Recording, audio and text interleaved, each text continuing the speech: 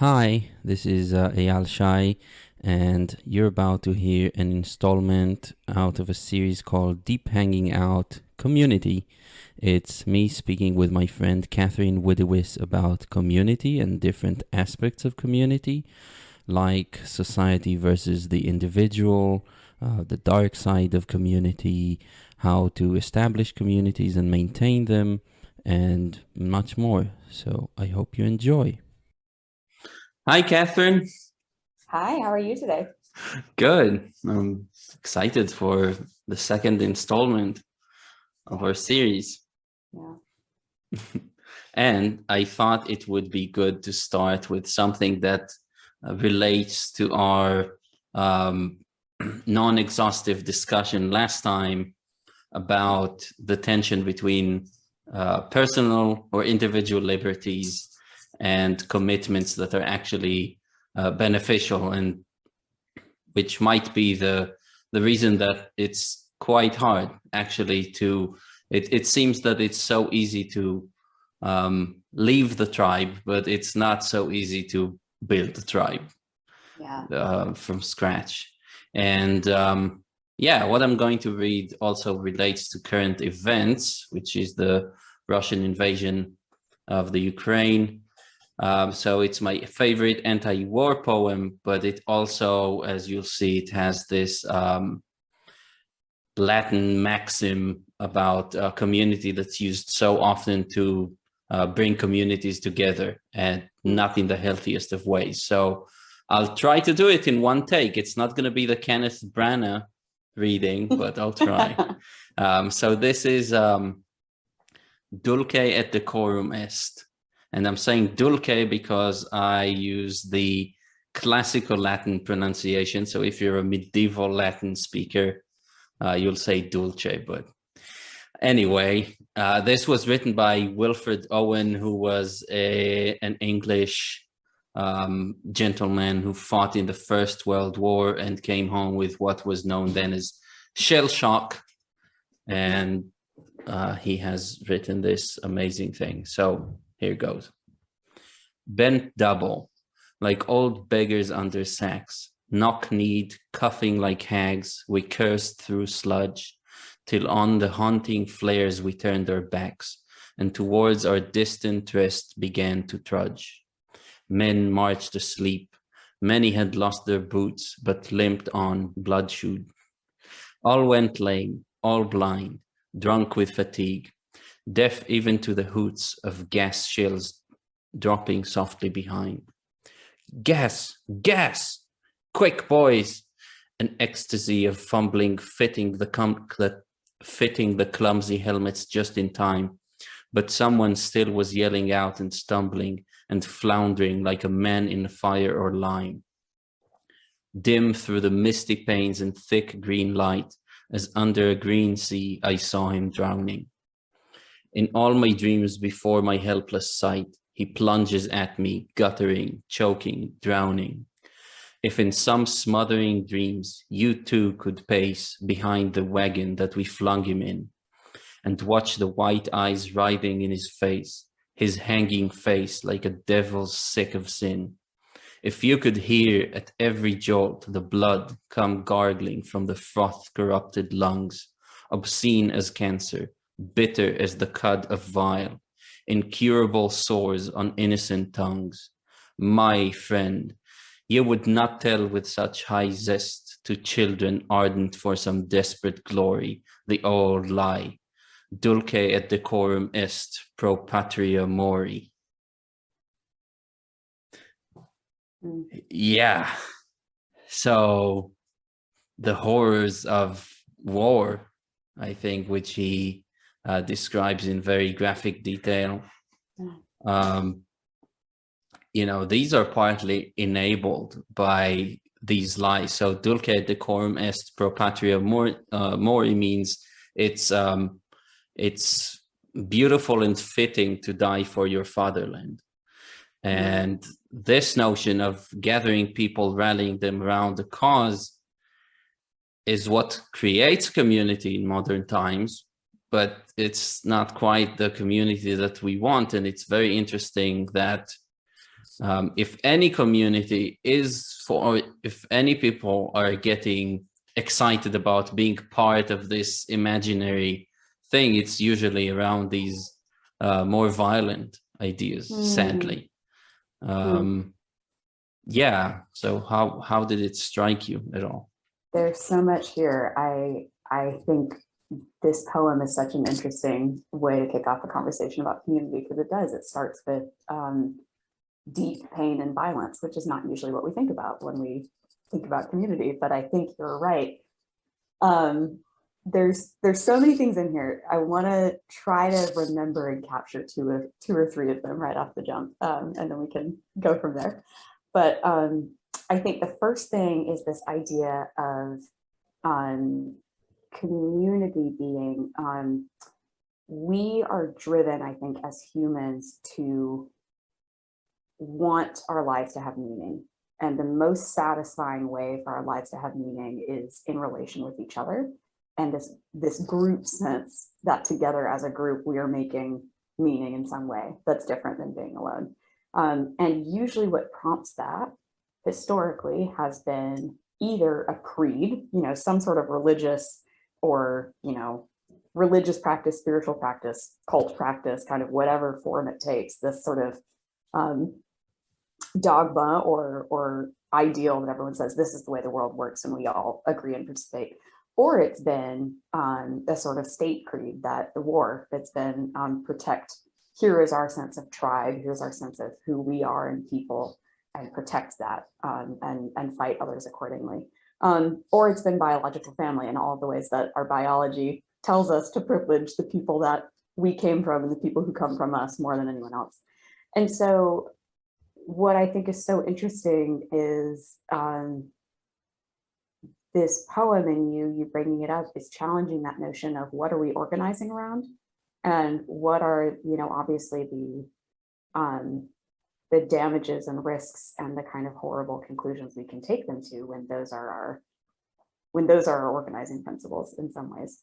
But I think that opens for me the question of today, we're obviously seeing this play out, and there's a real sense of pride around defending your people, as there should be, and the ferocity with which Ukrainians have fought back has been really very beautiful and inspiring and important to see, even while knowing that war is just hell. Like it's just awful for everyone involved. So I think there's thinking about, as we talk about community, as we talk about kind of post-institutionalist organizing of belonging, what are going to be those things that draw us together? And I think that's where we see a lot of interesting questions being asked, but a lot of fumbling. I don't think people have quite figured out what the non-state, non-religious, non-biological family unit is going to look like. So that's cool. Another thing I was thinking is that what compels people to form a cohesive community or cohesive identity is not the same thing that allows people to continue that. And so like the purposes, like you were saying, the purposes of coming together to fight a war is usually about a direct physical threat. And then once that threat is neutralized or goes away or defeated, or, what have you, then what? And that's where I think obviously a lot of history is rebellions or nations or revolutions, getting what they wanted and then saying, oh no, kind of who are we after this? What's actually uniting us? Right. Beyond that. And there was a third point, but I think I lost it. So we'll start with those two. Those are some of the thoughts I have coming out of that. So how do we think about community there? Yeah. I mean, I think they're definitely related, because the original glue was just the threat of not being able to survive with those people around you. That's what a tribe does. It's strength in numbers.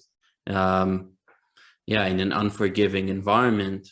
And there seems to be something that's lost when actually, now that we're out of the food chain, well, at first we didn't need any sort of narrative like they did not need to talk about, oh, you know, the lions are out there and the lions are out to get us, or the other tribe is out to get. It was just a fact of life, and it didn't need to be discussed.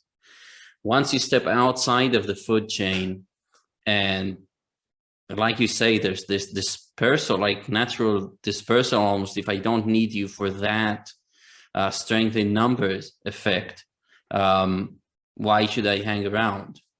And then we drift apart, and then we start feeling, oh, well, I do need people. And now what brings them back? And that's when the dulce et decorum est pro patria mori and cognates come into play, because they immediately put you back in that. It's the simplest narrative that just kind of immediately brings you back to that ancient instinct of fending together as a tribe.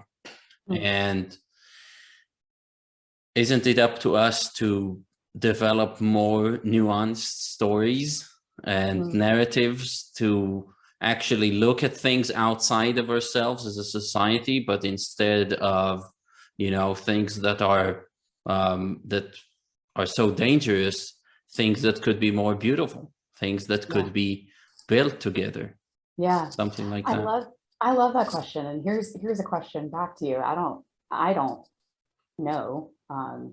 I don't know enough of all of human history to have the answer to this, but I'm thinking about the great, certainly at least monotheistic religions. All of them were founded out of that survival mentality as well. The earliest Jewish traditions, the earliest Muslim traditions, the earliest Christian traditions, deeply involved, we will be feeding the community. Together, we will share resources. Together, we will provide laws that protect us. You know, there was governance of resource sharing baked in to the earliest religious practices. And only later has it become much more, at least, you know, so speaking from the US, which is a predominantly Christian country, that's the idea of being a Christian now is like, I go to church and I believe things, but it doesn't actually have much materially to do with, this is my community that provides for me on the whole. And so I think about that, as that shifted away, that's where you start getting a lot of fights around dogma, a lot of fights about belief and practice, a lot of fights about opinions, about how we treat people, how we, you know, what that means about what we believe. And it sort of shifts into a matter of belief rather than lived community also, as well as belief. And I wonder about,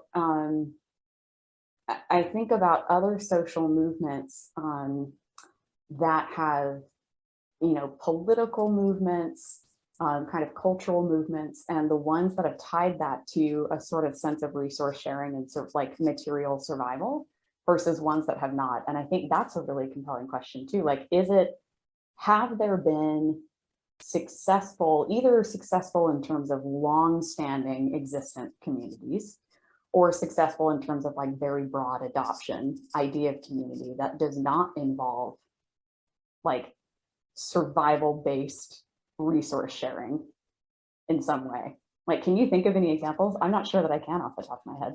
Well, the only example I can think of that I know from history, or that pops into my mind, is probably Martin Luther King's "I Have a Dream," you know, something like that, because it's not about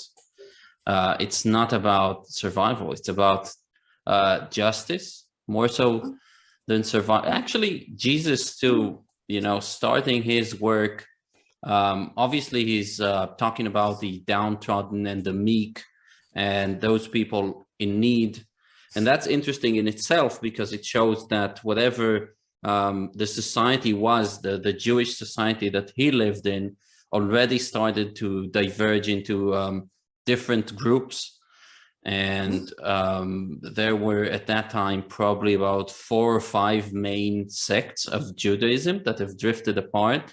And you know, the story that kind of had all of Judaism, all of the Jewish people identifying with and working with, was just not relevant anymore for the poor population around the Sea of Galilee. And they were looking at those at the rich elites of the Levites and the priest caste. And so it broke away because the story did not hold it. anymore. They were both Jewish. He was a Right. Jewish man going out against other Jewish people, because the thing that held them together as a community was, it was just too obscene and egregious, the situation of how poor these people were compared to the other people. So maybe his message is also not, although, yeah, there are definitely hungry people mentioned in the New Testament. So it could be that he was about actually saving them from starvation. But I feel like it was more about justice and doing justice. And I mean, And I I think will. maybe survival. I don't think I quite meant survival like I will die without it, so much as like that degree of attention to the kind of bodily, physical well-being in the world. And Oh, so but it used also, to be. I think Judaism did grow in that, like the ancient yeah, I beginnings think so too. of Judaism. It is very tribal, Yeah. a very violent kind of atmosphere where they need to carve out a niche and the land, and to have the land, because back then it was kill or be killed for sure. Yeah, and I think even with the example of Martin Luther King Jr. with civil rights, a lot of that was around sort of like bodily autonomy, the ability to live freely and practice freely and have access to things. But even something like the Black Panther Party went another step beyond that to provide education, schooling, food for communities. And they also had a more kind of overtly willingness to use violence component than Martin Luther King Jr.'s particular brand of that. And I think on the whole, they were considered more dangerous, in part because they were actually doing very, very intentional community building in a way that was seen as threatening. But anyway, yeah, no, it's just an interesting question to like wonder, have there been communities that purely kind of live in the idea space of belonging, the idea space of we want to kind of all be together, that doesn't actually involve some degree of we care for each other as well in material ways. You had another thought that I really loved as well. That was kind of I think the way you said it was something around how are we sort of refining and maturing our ideas of what even brings us together? Like what are we thinking about now? But I also thought was beautiful. I wanted to hear more about. Yeah, well, if it doesn't work, and it doesn't work, these like nationalist, patriotic call to arms thing, it gets a group of people going, but it also almost, according to history, ensures that it will at some point die as well. It doesn't last. And I'm just thinking, what stories could we, or what narrative should we use to actually feel that we do need that. If we are to be a part of one super organism, this organism needs to do certain things that are going to cause each individual to be happy that they're part of this super organism, right? So be happy with the goal, be happy with the means. And I think the narrative has to be at some point that we're out here to do something that is about beautifying and preserving and nourishing the universe, maybe looking far into the future. Maybe it's about going out there and doing good things unto others in the universe, and making other barren planets flourish. I don't know.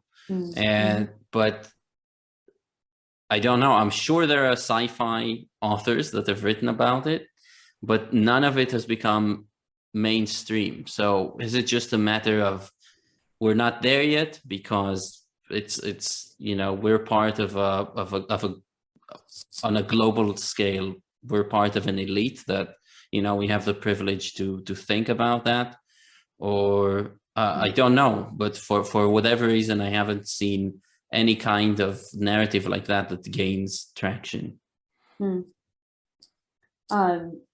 Yeah, I think about that a lot as well, sort of the stories that we tell, the future stories that we tell, and how we do end up emulating them often. And I think I also am very underread in terms of like beautiful speculative fiction. Yeah, Yeah. there's visions of sort of a future that that feels both possible and really beautiful. I know there are stories out there. I don't know what they are. So maybe that's a good question for broader, like anyone listening, tell us what your favorite stories are that are beautiful. Yeah, right. Because I think we see that emulation happening with some of the more grim, dystopian stories. One of my favorite examples is, the movie Minority Report? I know the gist, but I haven't seen it.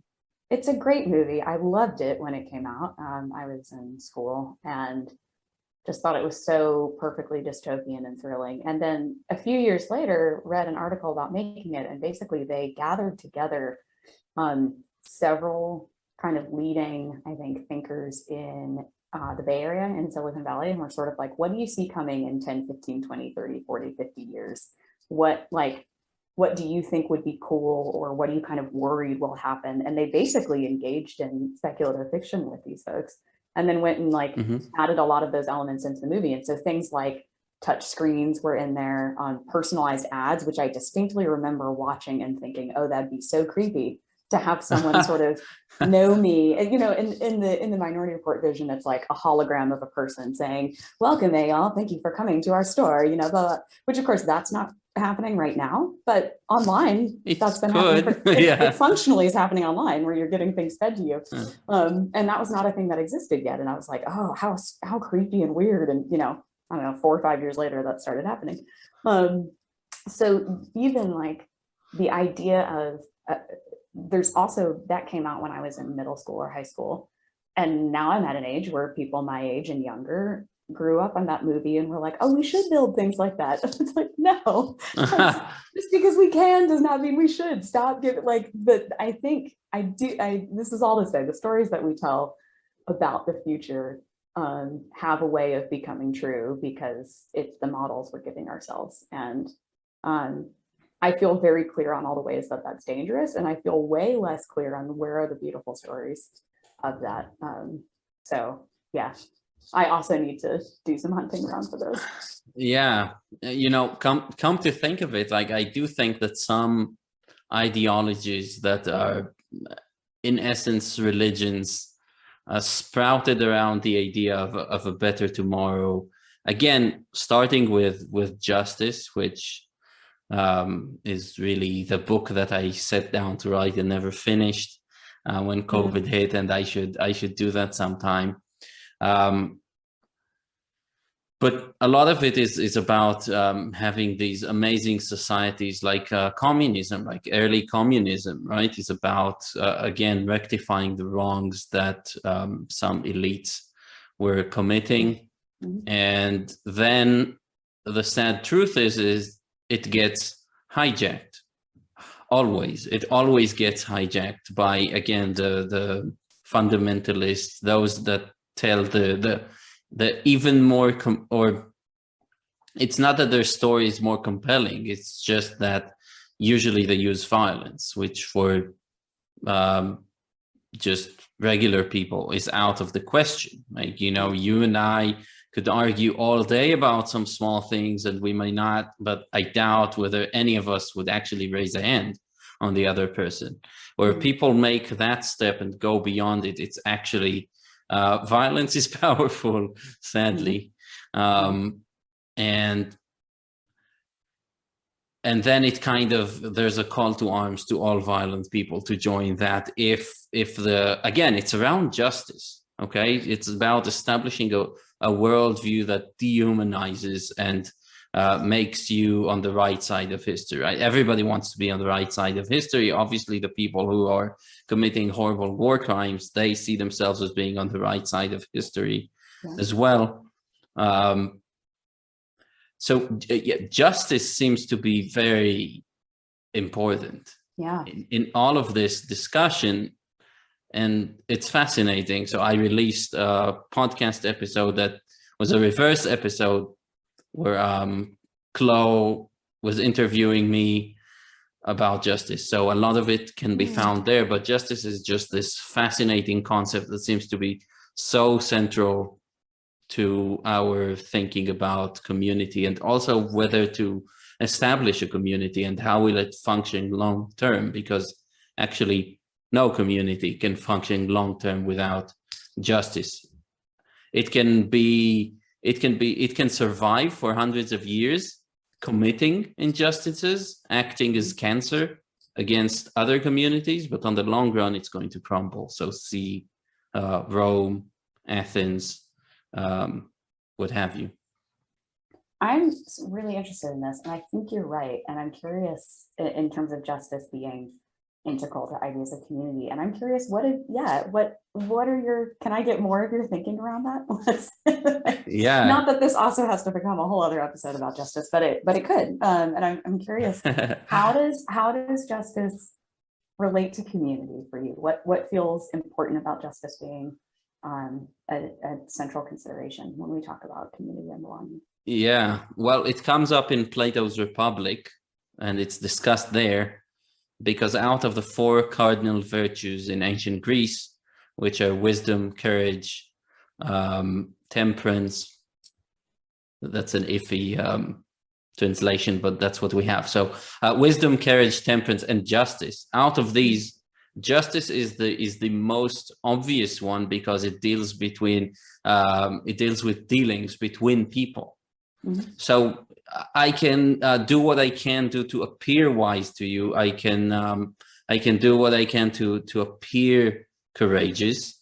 I can do whatever to appear temperate. You know, I can handle myself quite well for as long as we're going to talk here, and then go home and binge on whatever drug of my choice. You know, mm-hmm. I can appear all these things. With justice, I have to reveal something about my thinking.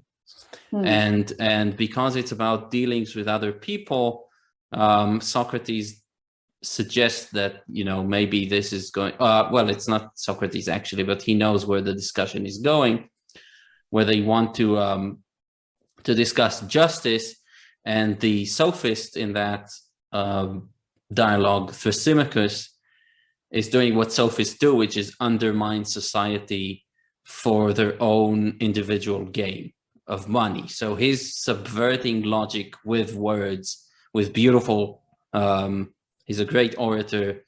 So sophists were these great orators that just would charm the crowd and would be able to subvert logic with words, up to a point where they said, where they could sell people the idea that, you know, justice, his slogan that he's trying to prove to the gang there in the dialogue is justice is the advantage of the strong, or of the superior. Mm-hmm. And so that's where it came from, and I started thinking about it quite a bit, and it turns out that, you know, we have a few things that we associate with justice in our society. So we have so first of all, we have but it boils down to codes.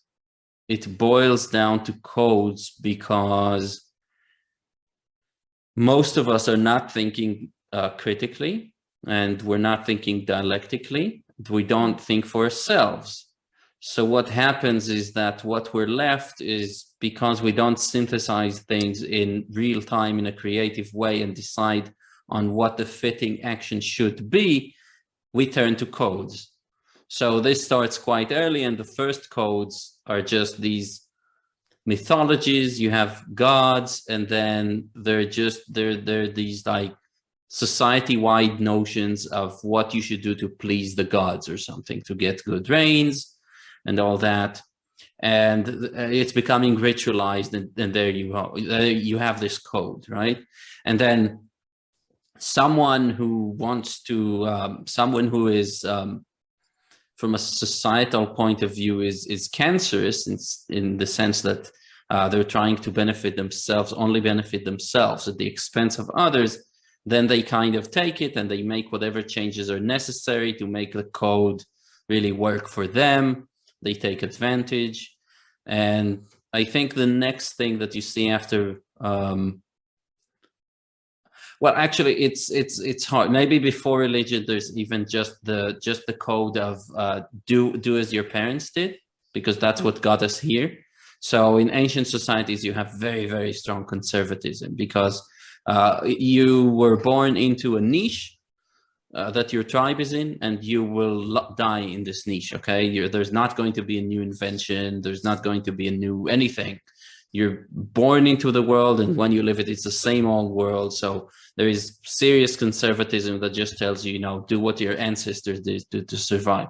So maybe that's the most ancient code, and it's not written, it's not anything. It's just passed through generations. Then there's religion, like I said, and it also allows more people to join and create bigger societies where, if you and I both believe in the same God, and maybe even though we don't know each other personally, it's still going to make us stick together and cooperate. And then later on, at some point, you have the laws of Hammurabi, which are the beginning of secular law, maybe. And then somebody like Solon in Athens, who wrote down laws for the first time. So then you have law as we know it.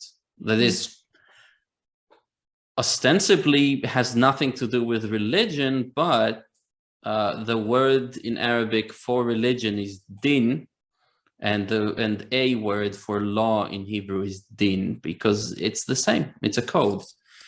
So then there are codes for people to follow, but the problem with the code is that there are always going to be bugs. There's going to be the time that appears, well, the just thing to do is to kill somebody before they kill you or your family or whatever,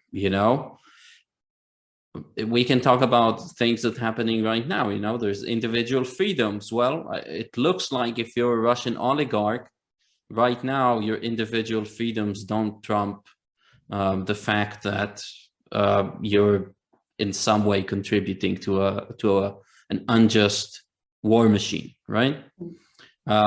So this is why justice is so interesting, and it's not any of the things that we associate with justice, like the justice system, the court system.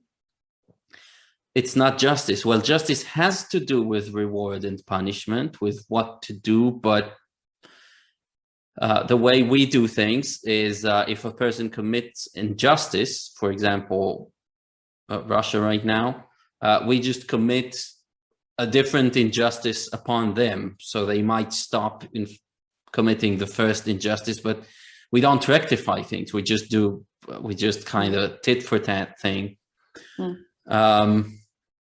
When true justice is actually constantly understanding reality, to understand what we could do to benefit others, not just not harm them, but benefit others at all times. Yeah, more of a restorative justice lens on things. Yeah, I think that's right. And I think that's such a interestingly articulated kind of evolution of the idea of justice through time. So thank you for that. That was great. Yeah. I think I love what you said a while back about justice being revealing, because it is about the way that we deal with each other. And that is beautifully said. And I think that is kind of something that underpins the idea of community, whether it is thinking about a state, a nation state, or thinking about a group of people who just want to get together and try to build something they call community. Or you see that in, even thoughts around DAOs right now, or working with the idea of governance. How do we sort of self-govern some baseline? What's our sort of like organizing principles, and what are the protocols we want to have around those things? So that shows up everywhere. And I think that is interesting to think about when we think about community now. I think the reason I think both you and I are drawn to this idea, because we're drawn to the idea of building and finding communities that we don't feel that we have yet, building types of communities we feel like we could see in the world, or having some experience. Everyone has experience with communities, drawing from our own experiences of saying this was unsatisfying, this was harmful, this was good, this was, you know, something that doesn't exist anymore, but maybe should, you know, kind of looking at our own past experiences to think, what is this desire that's in us to create things? And I also think we're seeing that that's a broad desire right now, certainly on both of our corners of the internet. I think there's a lot of conversation around what community is, what belonging means, and why that's important, and how we build for it. And I'm curious where conversations around justice and kind of fair dealing shows up in those conversations, and like whether that is maybe a sticking point that we see. We've talked about how so many people will talk about, oh, we should all go in on, you know, get land together and have these shared physical spaces. And then most people don't actually move to do that thing. And I wonder if that's a little bit of the rub as well, is this sense of, oh, I actually have to really want to be around you all the time. Like I have to actually really work hard to treat you well all the time. And that's really different than just saying, we're going to have a great conversation and then see you later, you know? I don't know. Yeah. It makes me think about the degree to which the gulf that still exists between what I think both you and I are experiencing right now, helping to build right now and benefiting from, which is amazing, that kind of amazing networks of people online. We're finding incredible people, we're making good friends, we're having all these kinds of amazing conversations. And then there's a huge gulf between that and we do life together. And I think people are trying to bridge that gap, but that's often where the trip up comes is, okay, how do we actually want to think about things like child raising? How do we actually want to think about where we live? Like, I'm going to have to come to where you are? No, you come to where I am. It's sort of like, yeah. And yeah. I've thought about it as a sense of loss of autonomy. But what's really interesting is I wonder if what you're also hitting on is like a kind of discomfort with what that means we're going to have to figure out how to do together as well. Like we're going to actually have to build these protocols that we all agree on as well, and that's harder. Yeah, well, actually, the protocols of how things function will only serve the point of, you know, how the superorganism will handle itself most efficiently, but they can never solve for matters of justice, because they are just one other type of code, right? Mm-hmm. But yeah, you point out correctly that most people are very far from understanding that justice is not about not harming and coexisting peacefully with other people. That's not what justice is. It's about benefiting others at all times. In your mind, the default should be, what could I do to benefit this other person, not just not to harm it? Because of course, as with the parable of the Good Samaritan, the point is that it's not good enough to see somebody who's been beaten up and is bloody and has a broken leg or whatever, was just robbed. It's not good enough not to go there and, you know, stab him to death. Yeah. No, if you walk by, we all recognize that's unjust still. If you just walk by, you need to pick up the person, ask him, you know, see that they're, you know, in the case of the Good Samaritan, send them to an inn and pay for their staying, even though you're a Samaritan and they're a Jew, which at those times was a big deal. Okay. So it's about that. And yeah, I think it's easy for us to think about the protocols. This is what, you know, growing up in a kibbutz, in a communist village at the beginning, it was easy. Everybody was around this protocol of, you know, each person is going to get what they need for their whatever needs. But of course, then any protocol has to be expanded and then looked at special cases. And then in the end, there are rulings, and people are not going to agree on these rulings, because the person who has asked for an easel and a canvas and some oil colors, and that was expensive in the old days, and you know, to them that was a a deal breaker, and then the kibbutz would say, it's like, well, we're sorry, you know, it's not, to us, it's not, you could do without it, whatever. All these deal breakers and rulings in the end, kind of everywhere, they always end up making people unhappy because they're about the code and its refinement. And we need to move on and realize that, yeah, just as I think if we understand it in any sense at all anymore, it's maybe in like the institution of marriage, where you actually take an oath to, you know, be close to someone and be with them when the going gets tough, and try to benefit them and make them happy. This is maybe the last thing that remains of society, is the nuclear family. And even that is probably greatly eroded. And to me, there needs to be a serious discussion about justice. And if I may also introduce the interesting fact that, you know, in my book, I wrote this kind of a poetic metaphor about after the death of George Floyd, which really prompted me to write the book, because it was such a big case, and it was so egregious the way he was treated and in his last moments.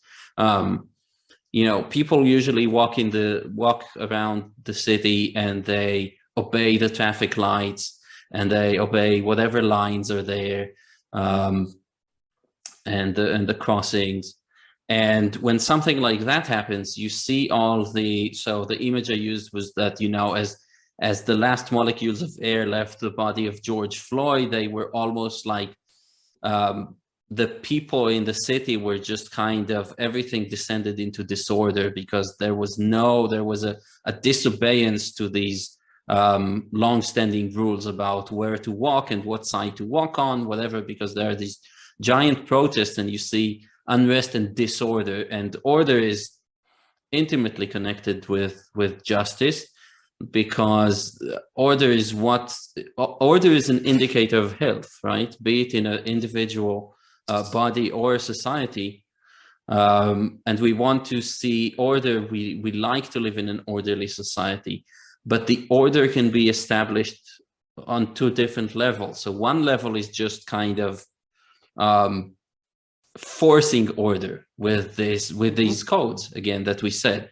And this is forced and enforced by people on the ground and people in the courts. But I think we mentioned it, everything that must be maintained with force is doomed. So that's Henry Miller. And whereas justice is this grassroots movement of people who understand how to treat one another, and they want for their own mental health to benefit other people, because they recognize the needs and benefits are aligned, that it's a self-organizing organism rather than a top-down approach of somebody trying to hold the whole thing together somehow. That's a really lovely way of distinguishing that. Yeah, because you're absolutely right that order is not inherently just. There are many unjust ways to apply and enforce order. But this, I think what you're saying is and they're doomed, but for a while it looks like order. Yes, and they are doomed ultimately, but for a while it can be horrifically destructive while it exists. And so, yeah, I think what you're talking about is this more kind of generative, the order, the almost harmony of people who do recognize that they belong to each other. And like, to your point, that my health and well-being is bound up in your health and well-being. And if you are in any way oppressed, suffering without XYZ, then that is going to affect me. That's going to harm me. And I care about you. And I also care about my own well-being.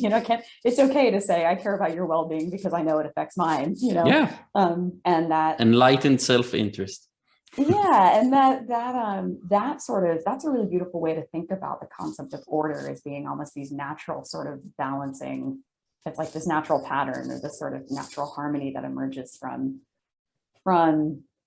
a community, a people that recognize that belonging with each other. And that can look like chaos in an unjust order system. So when you're talking about protests and things, that is a sign that whatever is orderly, quote unquote, is actually not just, because if it were, that kind of chaos would not exist. And yeah, I think that's right. Yeah, absolutely. It's just this seeming order, but actually, a lot of people are coming into the discussion of community, and they, through no fault of their own, we're not brought up to think about it in this way. But once you might recognize that you're coming into this discussion and really thinking about this community thing because you don't belong and you want to belong and you want all these things. But the whole point is like, I want to find other people that it's for me, yes, but I know that the path to this goes through me benefiting them and them recognizing what I'm doing, so that we could still have disagreements, but sort it out and have and know to always trace our steps back to where we do agree and see where it diverges and so on, to create understanding. And this is really rare, because most people are very intimidated by the thought of having to actually have hard discussions with people, and diligent, methodical things like dialectic discussions with others. It is about being responsive to the conditions, the way that things are right now, in a way that is beyond just yourself and your own kind of pain or dislocation. I was writing to some friends about this earlier this week, actually, saying that I've just, how do I say this? That I think community at its most enduring is always a response to the way that things are, and is recognizing some gaps and has a little bit of vision for how things could be a little bit different. So it's not sort of I'm going to remove myself, the privilege of removing myself from this environment and saying, no, I'm just going to create something totally different and everyone come join me. So much as saying, this is something that's missing, or something that's wrong, or something that's underdeveloped in my lived context, and could be better for a lot of people, and could be better in important ways, and for me. And trying to develop that is really hard work, but it does raise a question for me around, this is something I've thought about frequently, but not as in depth probably as I should have, and that's around kind of this idea of restorative justice, this idea of transformation. How much of what we're seeing and in our own impulses toward community building are a little more of that escapist mentality, that's sort of like, well, it's not really working for me right here, so what if we just kind of run over here and do something totally different, versus saying something like, where in the places that we live right now is there lack of community where I could actually build some? Where in the systems or institutions I've been a part of are there things that are broken or failing that I could help change? And that's hard, because it's significantly less sexy, and you have way less playing room, because it's, these encrusted institutions or scenarios that maybe are not as easy to work with. But that's something I've thought about, I would say, recurringly through my own life.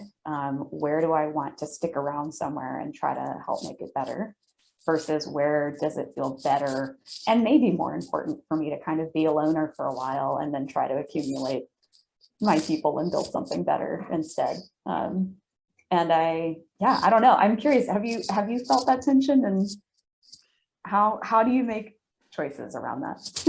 Yeah. How do you make all your life decisions? Just casual, easy questions today. Yeah, it's definitely a tension.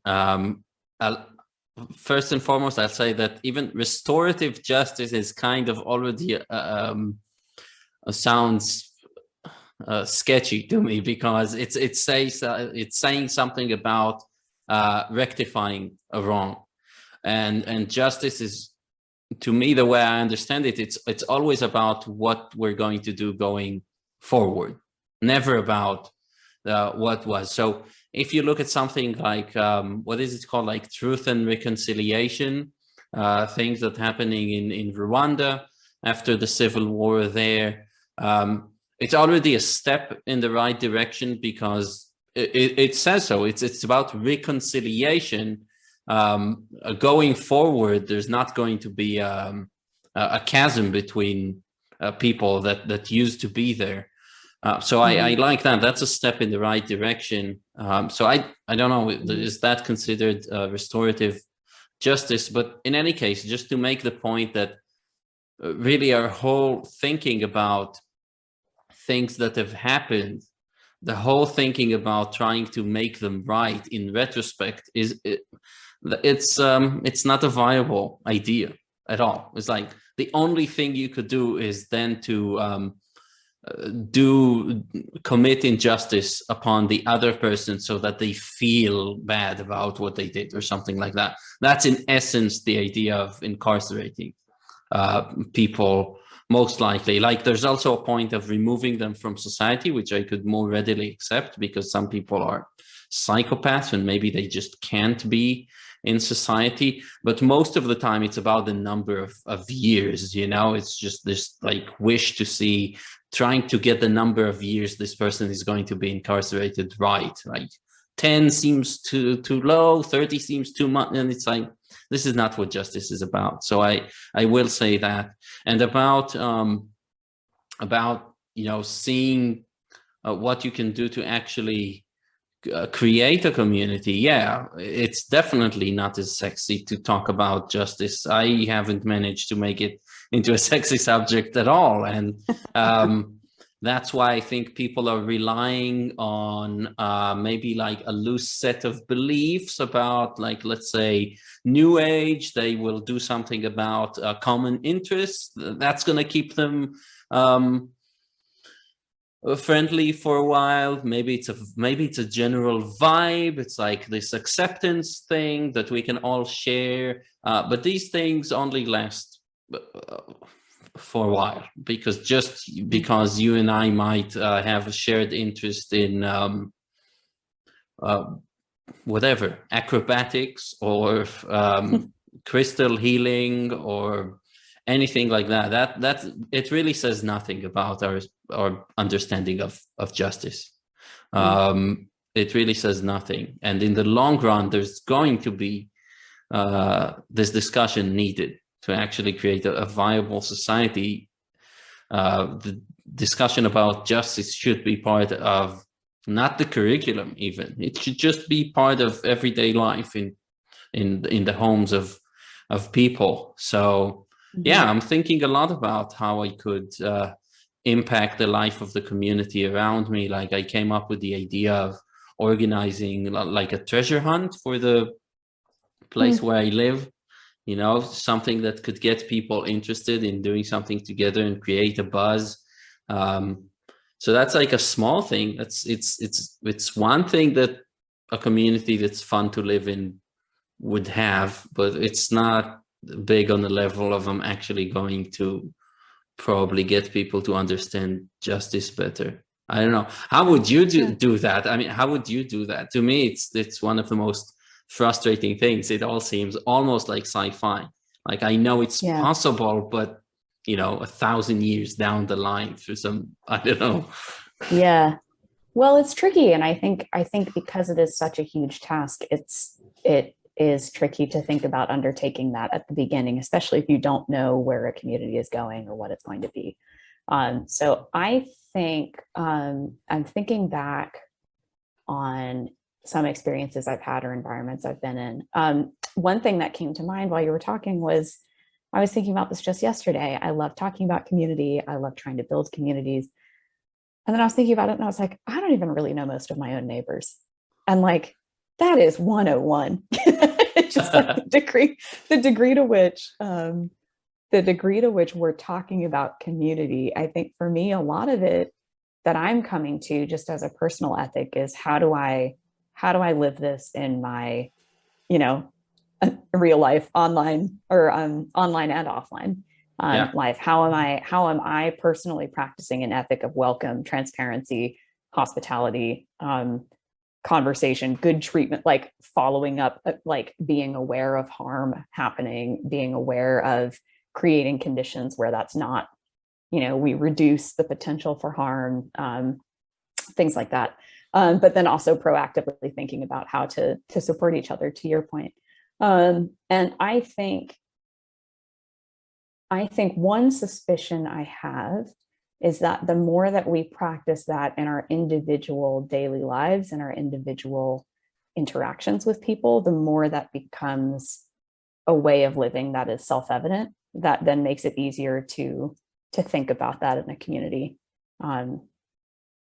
situation. I don't know if that's true, but that's where I'm coming to it. I also think that with you're making a really good point about sort of the origin stories of communities, and for people that are trying to build them or setting up new ones, understanding what the actual ethics are. So it's not just something like we're here and we're all going to be nice to each other, and that's good and important, and that will, to your point, carry you for a little while. But then what does nice mean, and why are we being nice, and what happens when someone isn't, are all questions that are going to come up. And I do think thinking very proactively about all of that at the beginning, and being clear about, not just the principles, but the ethics behind it. What do we actually mean with, say we're starting, I don't know, what would you say, in acrobatics? So we're starting a place for people to practice acrobatics, but also be a community. Okay, what does that mean? How do we, what's our understanding of why acrobatics are important for people? What's our understanding of what happens? Can you come if you're injured? Can you come if you're a child and you can't legally do classes for adults yet? Like, just what does access actually mean here? Things like that feel very important to think about at the very beginning of community formations. And there's ways that I've done that in the past, and ways that I haven't. And so I think,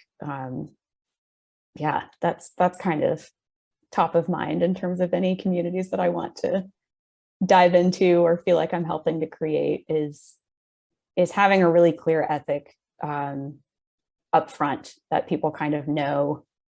They know the terms of what they're getting in on, and they can reasonably expect that those terms will be upheld in their favor when they're part of it. Yeah. But aren't we falling back into the trap of the code of putting some?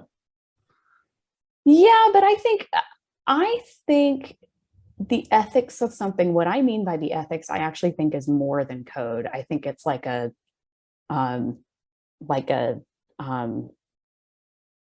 vision statement almost. That's like, it's not like this is what we will do and not do. Manifesto.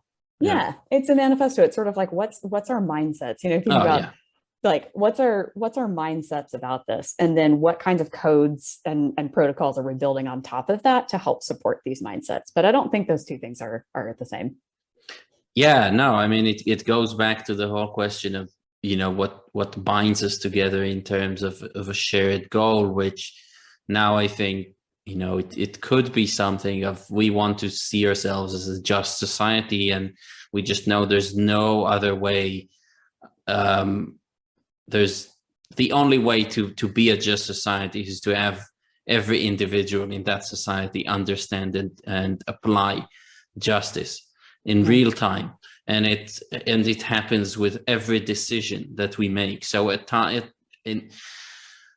first, this is kind of laborious, right? Because you have to apply this cerebral idea that you have, this theoretical idea that you have about justice. But as you become more adept at applying it, it just comes easy. But it's just not very easy to change our thinking about it and become people who understand justice and really use it as their default when dealing with other people. Is how can I benefit this person?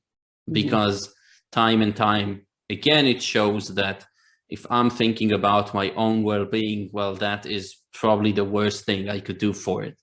If I'm ever worried about my well-being, or like if I'm going to have it or not going to have it, where we need to transcend all sorts of kind of self-reflexive thoughts about our own well-being, and rather immerse ourselves in the actions that just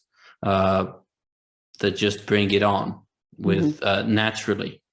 And yeah, so in terms of the story that we could all share and be happy with, I think it could be something about like, well, this is a place where we understand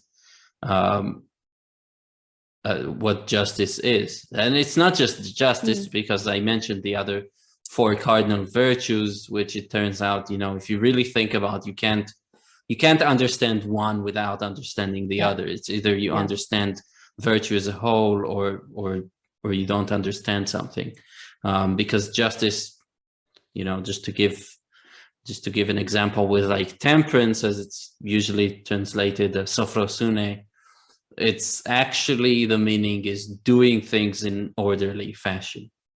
So methodically, with understanding what you're doing and all that. So anything truly just that you would do would also be truly orderly.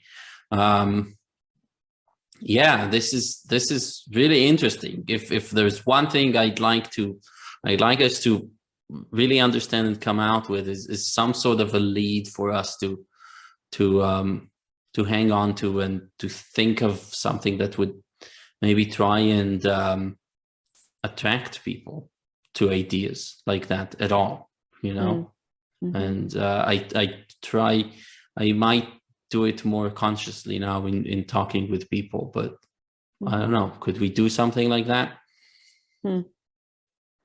Yeah, it's a good question. I think I was just thinking about how so much of our public discourse generally, across all different forms of Twitter and larger media, seems to be fighting over the codes or the protocols or the laws in place without there's a lot of assumption about the because of why those things are in place, and not actually a lot of good discussion around the mindsets and why are you saying that I can't say this? Why are you saying that I should say that?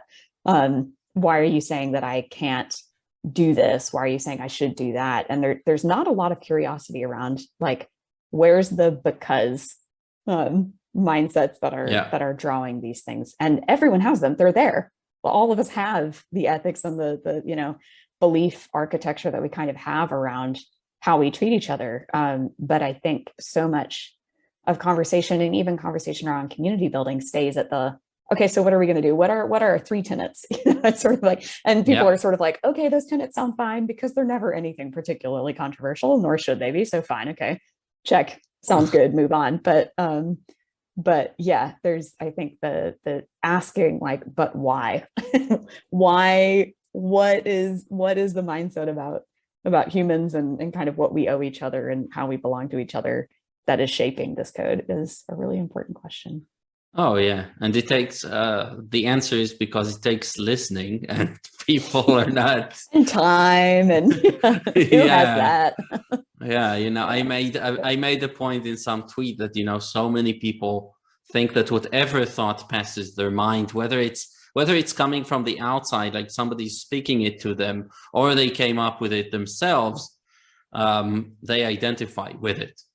So that's totally scary, because this means that people are going to say things that you don't want to hear, because you basically feel like a convert each time you hear them, and then your instinct is to just not listen to them. Although, again, if you do the just thing, you want to be listening to a person, understand where they're coming from, I promise you will find shared humanity with anyone. But if you're so worried about your own mental integrity because you feel like it's so brittle, that's where the problems start. Again, it's a mentality of like constantly fearing for the integrity of your own soul, and it's just not a good place to be. Instead of focusing outside and saying, well, I know conceptually that a good mental health or mental health is predicated on doing the right things in life. So I don't have to directly worry about mental health. I just have to worry about doing the right thing. And the right thing is always talking to somebody. Even if they're saying terrible things, I can ask them questions. I don't have to believe what they're saying. You know, if they're swinging an axe towards me, that's a different thing. But as long as they're talking, I can be talking. I can form an alliance with them. So your question was, how do we create more practices like this going forward? How do we develop more? How do we make justice sexy and dialectic and living well in general? Because it's not about explosions and yeah. I don't know. That's a great question. That's a great question. I feel like treating each other well and recognizing we belong to each other should be inherently sexy. That's a sexy thing, but we'll work on it. I don't know. Get us on the case. We'll make it sexy. That's right. Yeah. Wow, this has been lovely. It has. Thank you so much. Yeah, I think we still have more to discuss, so maybe next time. Yes. Perfect. Looking forward to it. Me too.